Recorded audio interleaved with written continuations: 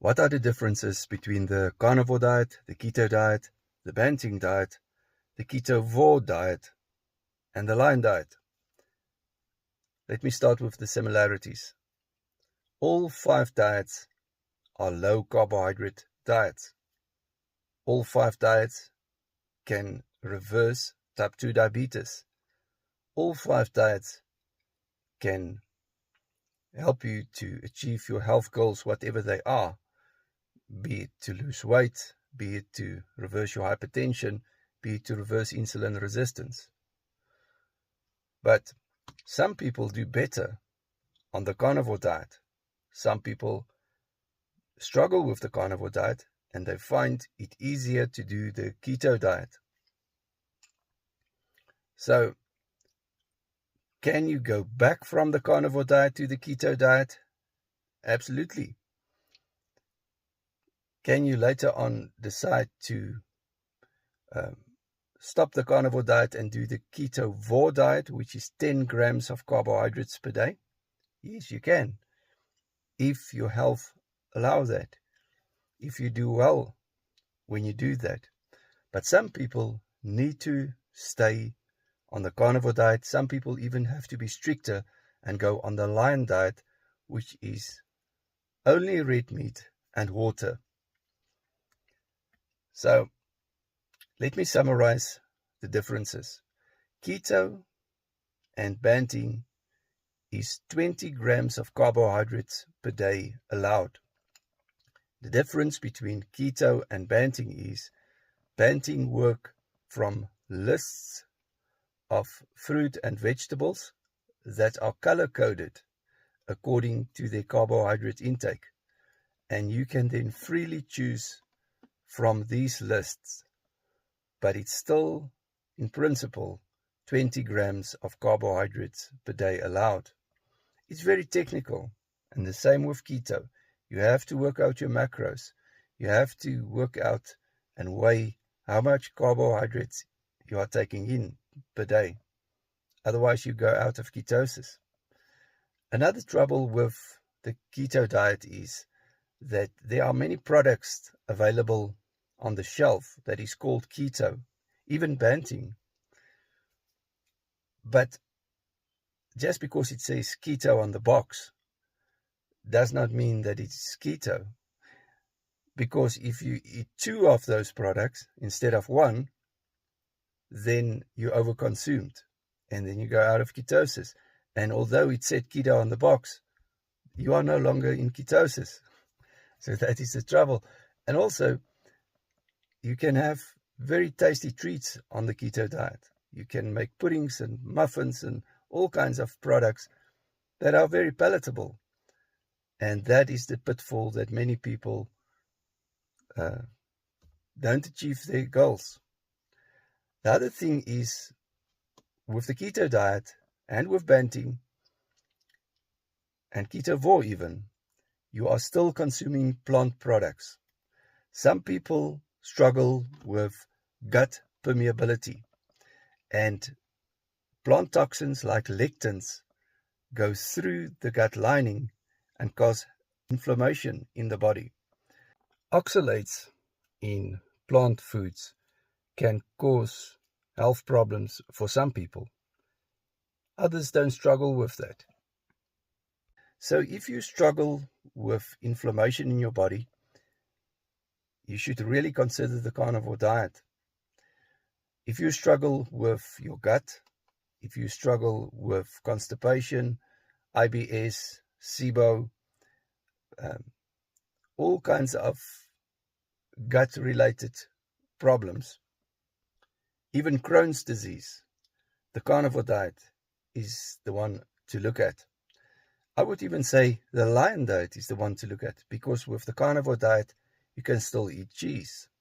And cheese is problematic for some people because it still has carbohydrates in it.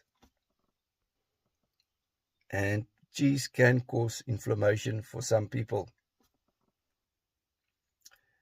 So we just need to keep the terminology correct. That's why we are strict with our principles and we ask people to stay on the diet. If you are going to change over, and it's fine. But don't call it carnivore if you are not doing carnivore. If you are adding onion, it's not carnivore anymore. If you're adding a tomato, it's not called carnivore anymore. It might be ketovore. Ketovore is 10 grams of carbohydrates per day. I've got a video number 83 on my blog, where Dr. Barry explains the ketovore diet and keto as well as the carnivore diet. There's another video on my blog, video 120, the carbohydrate knob, where Dr. Barry explains that at a certain stage in your life, you need to close the carbohydrate consumption knob. With other words, you have to start to eat less carbohydrates. He say when you're young, you can get away with eating 100 carbohydrates a day easily, no problem. He says, but later on, you need to close it to 50, and then even later to 20, like the keto diet. And then he said he even needed to close it further. He's on the carnivore diet now for 4 years. So Professor Tim Noakes is the Banting doctor. And in video number 20, Dr. Sivers, a carnivore doctor, interviews Professor Tim Noakes. Professor Tim Noakes currently eats on the carnivore way. He grew up in Zimbabwe, and he grew up eating in a carnivore way.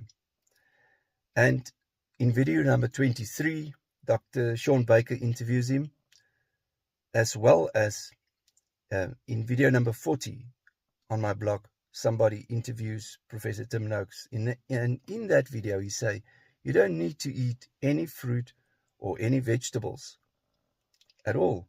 They are not essential. So, all the nutrition that your body needs are found within animal products. So there's no argument about that. But for taste, if you want to eat a vegetable or add an onion or a tomato, yeah, absolutely you can go back to that by doing that. But realize that it's not called the carnivore diet anymore.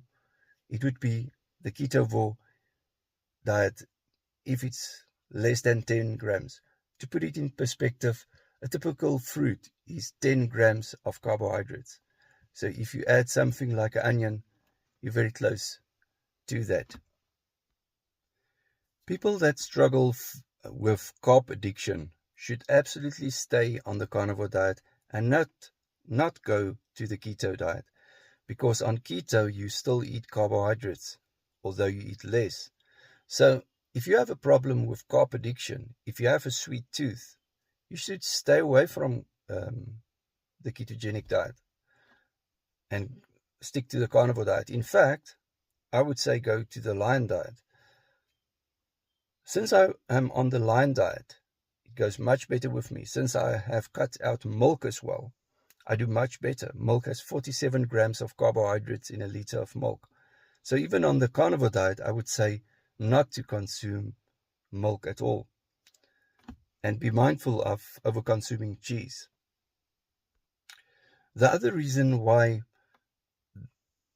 if you struggle with your gut, you should not do the ketogenic diet is because of the fiber that you are still consuming. So traditionally, we were taught that fiber are necessary for good bowel movement. It's absolutely not true. Fiber actually causes inflammation, and it gives you all kinds of trouble. I've got videos on that on my blog.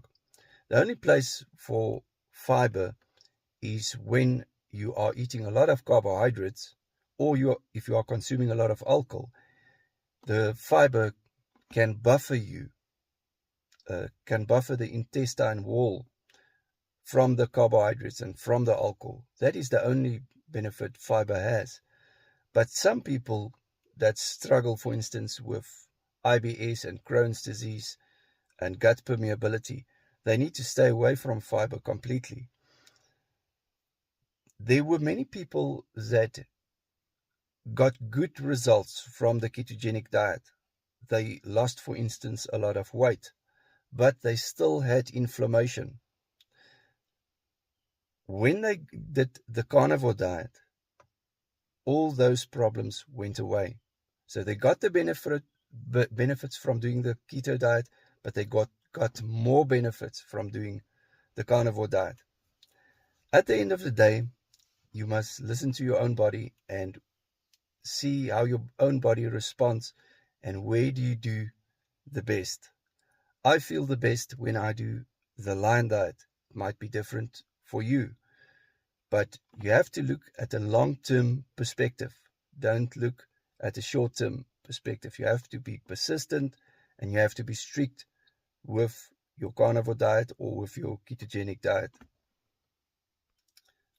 Of course, the carnivore diet is all animal products included, so it's eggs and dairy and fish and chicken and pork and mutton and beef and game meat and any possible animal that I've left out, animal product that you can consume. You can even eat crocodile or ostrich.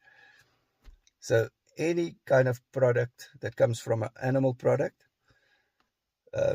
or is an animal product, that is the carnivore diet. The Lion diet is only red meat. And I do drink butter coffee, or bulletproof coffee. Butter has 0 carbohydrates in it. So the other things that you should also do, does not matter what diet you're on, is cook with animal fats, real butter, or with saturated oils such as real olive oil, palm oil, or coconut oil. You should not cook with sunflower or canola oil, which is unsaturated oil. But that is the basics. On the carnivore diet, the rule is don't put sweet taste in your mouth. Don't cook with sugary sauces.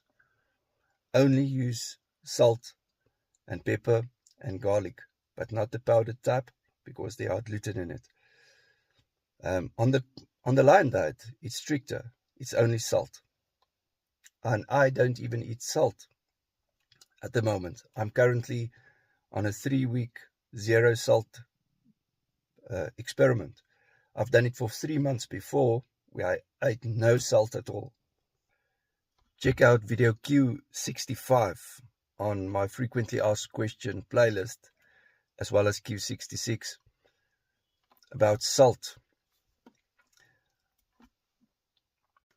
Can you do the carnivore diet or the Lion diet for the long run, or should you add some vegetables back and go back to the keto diet? No, you don't need to.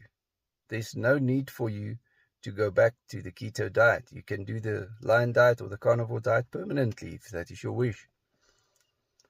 So I know people that has been doing the Lion diet for more than 12 years. Check out video 110. I know people on the carnivore diet that has been doing it for more than 12 years. Video 125 on my blog.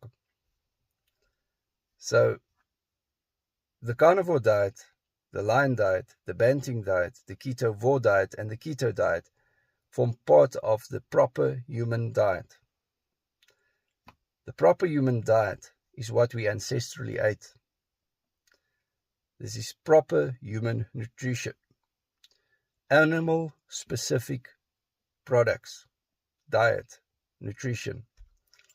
So a specific kind of animal should eat species appropriately, correctly. So if you find an animal and he's not eating the food that he was supposed to eat in nature, that animal will become sick. And the same with humans.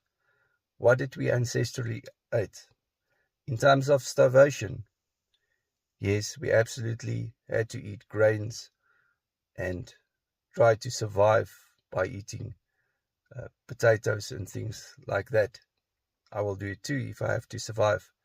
The trouble is we are not in times of starvation, and we have plenty of fruit and vegetables that is provided with fridges, and we can have 365 days of fruit and vegetables available to us. Too much carbohydrates in the end.